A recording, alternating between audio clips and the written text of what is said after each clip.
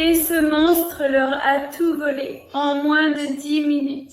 Un homme de Géorgie apprend sa peine pour les meurtres brutaux d'une jeune mère et d'un père, des parents qui n'ont jamais vu cette attaque arriver. Il s'est blotti contre ses parents morts, ils étaient morts dans sa maison, il est descendu les escaliers et il s'est glissé dans leurs appartements. Je détaille les éléments dévastateurs des meurtres d'Amber et Justin X, ainsi que ce qui attend le meurtrier.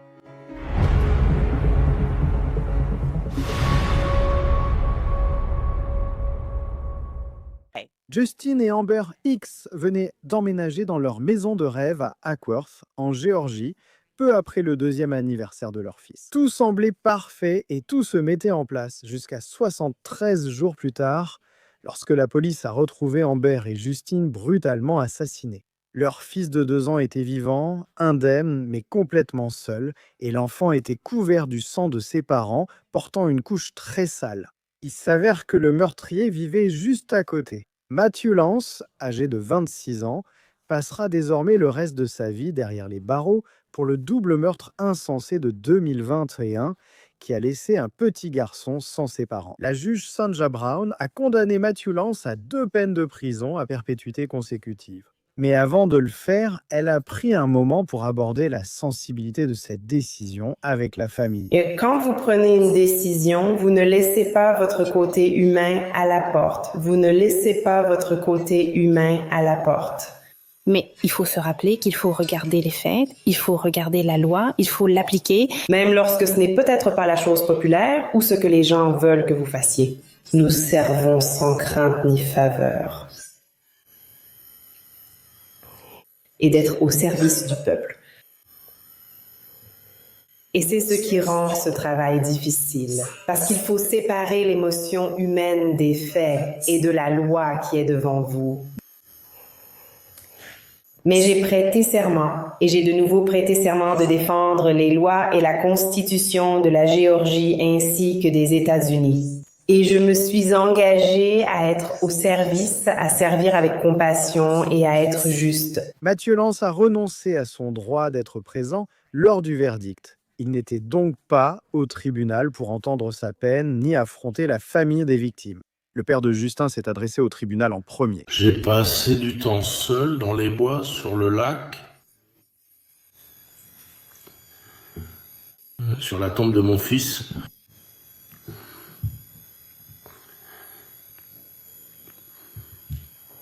Et j'ai simplement constaté qu'il n'y a vraiment pas de mots assez justes pour exprimer à quel point cela m'a personnellement touché. Votre honneur, regardez dans la salle d'audience. Il y a tellement de personnes ici qui les émerdent.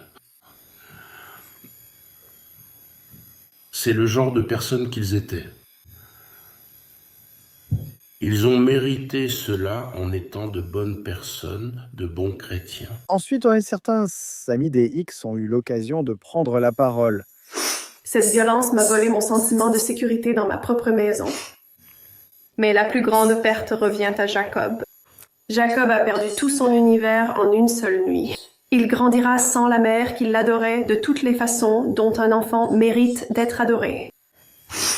Il ne sentira jamais ses bras autour de lui après une journée difficile. Il n'entendra jamais sa voix l'encourager. Il ne recevra jamais le murmure rassurant qu'elle l'aimait plus que tout. Et il a perdu son père, qui était fort, gentil, dévoué et très courageux. Un père qui entrait dans des bâtiments en feu pour que d'autres familles puissent rester unies. Il manquera des leçons, des moments, des souvenirs et un amour irremplaçable. Même si je sais que ses grands-parents feront tous un travail fantastique, ils ont quand même élevé Amber et Justin. Amber et Justin X étaient 2 véritables anges sur Terre. Désolée, c'était cliché mais vrai. Ils vivaient ici au jour le jour, ne répandant que du bien dans ce monde de fous.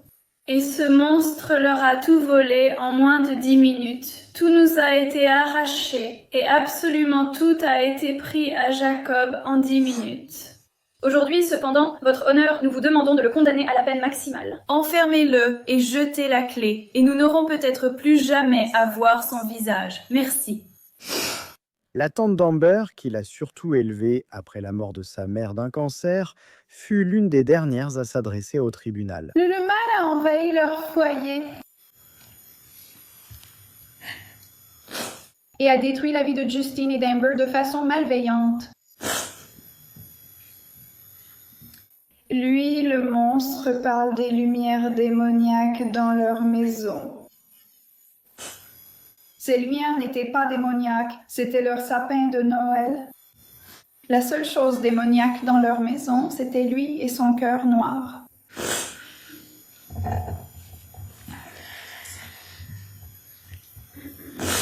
La mère d'Amber était malade.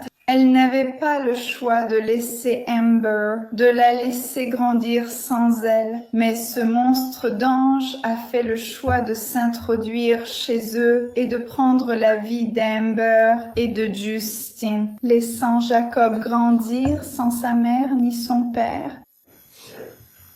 Cette nuit-là a changé nos vies à jamais. Pour la première fois de ma vie, je dors avec une arme sous mon oreiller. Parfois, quand je me réveille la nuit et que je ne sais pas ce qui m'a réveillée, je tends simplement la main sous mon oreiller pour toucher mon arme, puis je prie pour ne jamais avoir à m'en servir contre quelqu'un. Justine et Amber resteront inoubliés. Amber ne connaissait que sa maman. À travers nos souvenirs et nos photos, Jacob ne connaîtra sa maman que... La condamnation a suivi 3 jours de témoignages intenses où les procureurs ont décrit comment Matthew Lance a forcé l'entrée chez les X, tiré sur le couple et laissé leur enfant traumatisé. Le procès a été précédé d'une longue attente. Au début, Lance a été jugé inapte à comparaître. Mais cela a changé après qu'une psychologue légiste a témoigné qu'il souffrait de schizophrénie, ce qui a poussé la juge à revenir sur sa décision. Son procès devant le juge a eu lieu le jour du 4e anniversaire du crime, et les procureurs ont présenté un dossier solide et convaincant, fondé sur des preuves numériques et une chronologie médico-légale minutieuse, même sans aucune preuve matérielle le liant à la scène. Parmi les éléments clés, il y avait des images de vidéosurveillance. Nous continuerons à diffuser ceci et y reviendrons bientôt.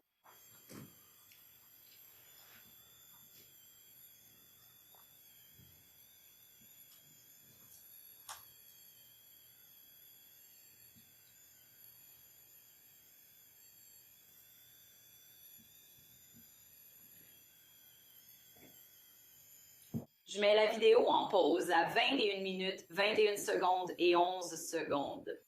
Est-ce que c'est l'un des SUV qu'on a déjà vu passer devant le 5664 Verbina? De quel véhicule s'agit-il sur cette capture d'écran? C'est la vue de Lance. Toutes les 10 images de ce dossier montrent-elles le véhicule Lance? Oui. D'accord. Et donc ici, quel angle de caméra regardons-nous? Ceci est la caméra de l'allée du 5064 Verdina qui couvre le procès de cette résidence.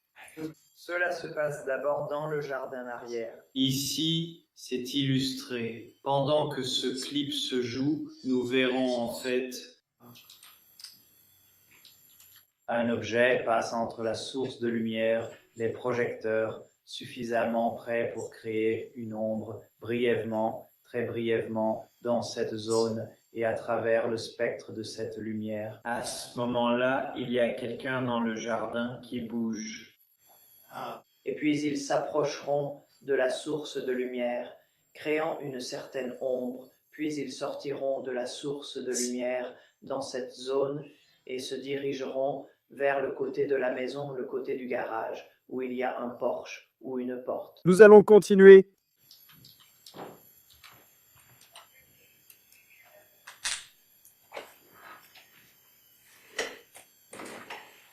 Là, l'ombre vient juste de se produire, il se rapproche de la source de lumière, ce qui crée une ombre, et maintenant, il se dirige vers Le côté de la maison. le capteur pour l'arrière-cour va s'activer, le capteur pour la porte latérale, et pour un projecteur va s'allumer.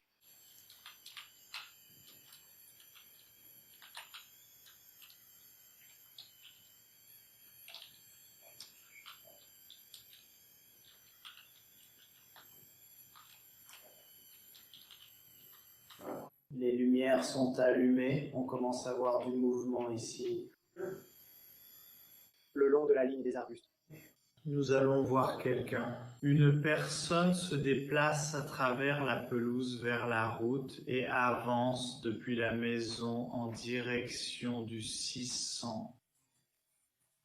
Une autre vidéo ayant une valeur probante était l'interrogatoire de Lance par la police, où il explique ouvertement que sa mère pensait qu'il était impliqué dans le crime, mais qu'il ne l'était pas. Il explique qu'il rentrait en fait chez lui depuis Athènes. Eh bien, c'est ce que je pense. Eh bien, tu sais.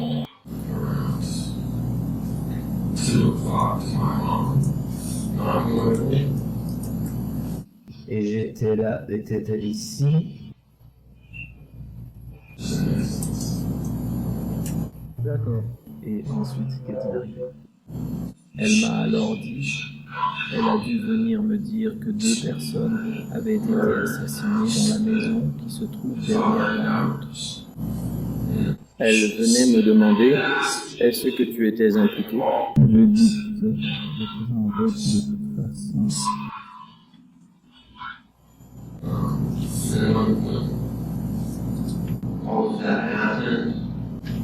Ah, tu sais, je n'ai rien entendu de tout ça. Et j'étais déjà parti, je suppose, avant que quoi que ce soit ne se passe, parce que je devais y aller. Et puis, je suis retourné à Athènes, parce que j'étais tout simplement trop fatigué pour rentrer chez moi.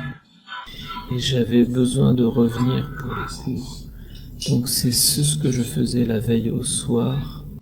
Mathieu Lance a nié toute implication dans l'homicide, mais il a admis avoir remarqué une lumière qui a attiré son attention provenant de la maison. J'ai bien regardé la lumière de la maison des gens.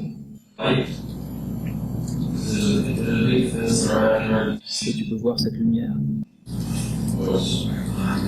Oui, elle m'a demandé, as-tu regardé vers la maison? As-tu entendu quelque chose? Ouais, j'ai vu 1 ou 2 lumières allumées là-bas, puis je suis sorti fumer. Et puis, j'ai essayé d'aller à notre porte arrière, et tu sais, elle était fermée à clé. Lance a mentionné à la police qu'il pensait que ces lumières étaient démoniaques. Maintenant, même si cela semble tiré par les cheveux, c'est pertinent parce que plus tard dans l'entretien, Mathieu Lance fait référence à son défunt frère Austin, qui a un passé criminel et troublé. Quelques mois avant les meurtres, Austin a cambriolé la même maison, mais les Hicks n'en étaient pas encore propriétaires. Austin affirmait que les voisins lui jouaient en détour. Austin Lance était le suspect responsable d'une attaque devant le Pentagone à Washington, district de Columbia, en août 2021, où il a assassiné un des policiers de l'agence. Austin s'est suicidé avec l'arme de service de ce policier. Lorsque les détectives ont parlé aux parents de Lance, ils ont confirmé que la mort d'Austin l'avait affecté mentalement. Nous savions qu'il avait un problème dans la tête qu'il fallait qu'on comprenne.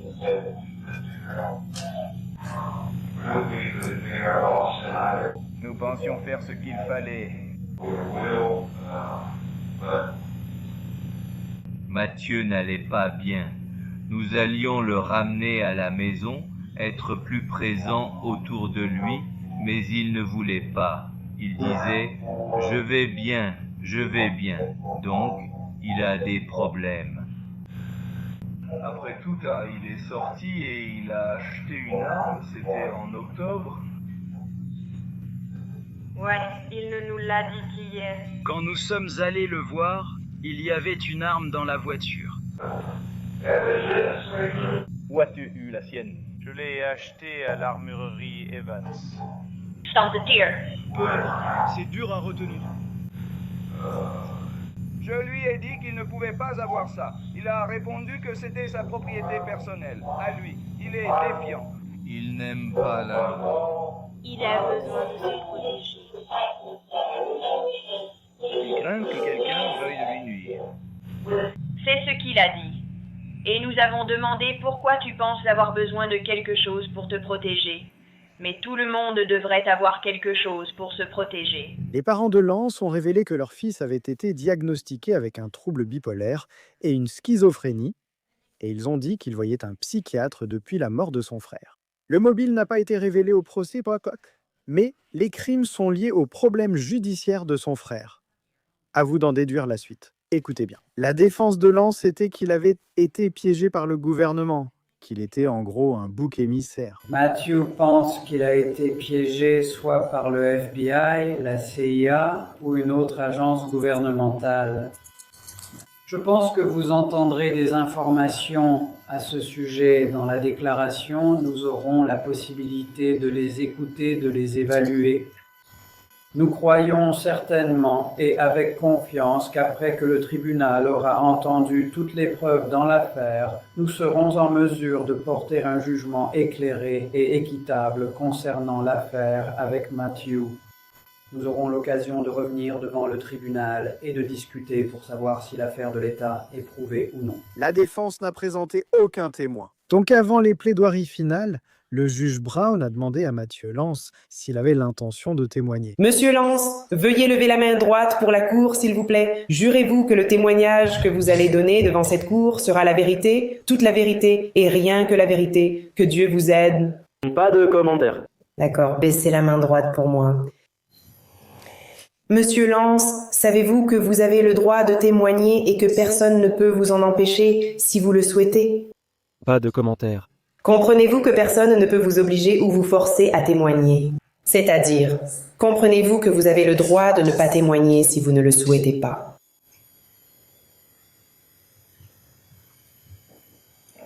Pas de commentaires. Comprenez-vous que c'est vous, et non votre avocate, qui devez personnellement décider si vous allez témoigner ou non? Pas de commentaires. Comprenez-vous que si vous ne témoignez pas, alors, à votre demande, le tribunal n'utilisera pas votre décision contre vous? Pas de commentaires. Comprenez-vous que si vous choisissez de témoigner, vous serez interrogé par votre avocat et contre-interrogé par l'adjointe du procureur du district? Pas de commentaires. Souhaitez-vous témoigner vous-même? Non, pas de commentaires. En fin de compte, le juge Brown a déclaré Lance coupable de toutes les accusations, ce qui comprenait 2 chefs de meurtre avec préméditation et un chef de cruauté envers un enfant. Mais ce n'est pas tout. Un autre détail marquant de cette affaire n'a pas encore été évoqué. Lance a été arrêté 2 jours après les meurtres seulement pour un autre crime. Il aurait été impliqué dans une tentative de cambriolage dans le comté de Fulton. Selon les autorités, Lance a attaqué l'un des policiers qui sont intervenus sur les lieux, le poignardant à plusieurs reprises dans le dos et dans le cou. En réponse, les policiers ont tiré 2 fois sur Mathieu Lance, le blessant. Il a survécu, mais cet événement l'a lié au meurtre d'Ambre et Justin Hicks. La police de Sandy Springs a publié une mise à jour sur Twitter lorsque l'officier a été libéré, indiquant qu'il se porte extrêmement bien et qu'il se rétablit chez lui entouré de ses proches. Lance sera jugé à part pour 38 chefs d'accusation liés à cet incident. Ce mois-ci, ses avocats ont assisté à une conférence de suivi au tribunal sur cette affaire. Lance a renoncé à y assister. Jusqu'à cette date, Lance restera en détention au centre de détention pour adultes du comté de Cobb. C'est tout pour cet épisode de Crime Fix. Je suis Angenette Lévy. Merci d'avoir été avec moi. À la prochaine ici.